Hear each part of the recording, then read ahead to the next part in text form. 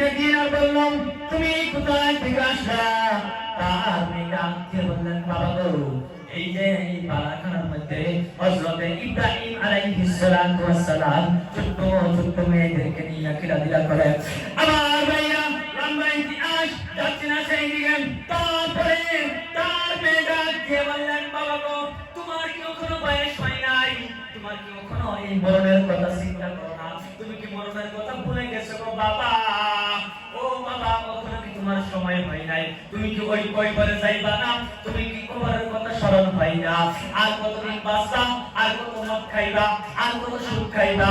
এই কথা চিন্তা করেন মালিক ইবনে দিনার ঘুম থেকে যখন জাগৃত হইয়া গেল, আর তার মা বলল, তার মেয়ে বলল, বাবা রে, তুমি যদি মদ খাওয়া ছেড়ে দিতে পারো, তুমি যদি জিনা ছেড়ে দিতে পারো, তুমি যদি তওবা করতে পারো, আমি মেয়ে হইয়া সুপারিশ করে তোমাকে জান্নাতে নিয়ে যাইব। এই কথা চিন্তা করার পরে মালিক ইবনে দিনার ঘুম থেকে জাগৃত হইয়া নিজের স্ত্রীকে বলল, স্ত্রী রে, ওখান কি রাত্র শেষ হইয়া গেছে? বলেন, না না না, ওখান পর্যন্ত রাত্র শেষ হয় নাই। বলল, ওযুর পানি দাও। ওযুর পানি দেওয়া হইল। ওযু করে মসজিদের মধ্যে গেলেন। গিয়ে দেখেন অনেক মানুষ কি করলেন, তাহাজ্জুদ পড়ে, নফল নামাজ পড়ে আল্লাহর কাছে কান্নাকাটি করেন।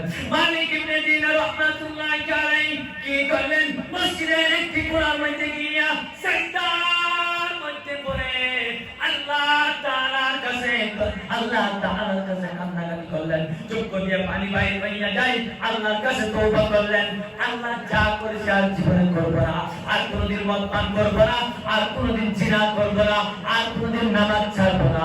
এইরকম ভাবে যখন আল্লাহর কাছে তওবা করলেন, আল্লাহ তাআলা এক রাতের মধ্যে মালিক ইবনে দিনারকে আল্লাহর ওলি বানাইয়া দিলেন। সুবহানাল্লাহ। এরকম এইভাবে আমার ভাইরা লম্বা ইতিহাস যাচ্ছে না সেদিকে।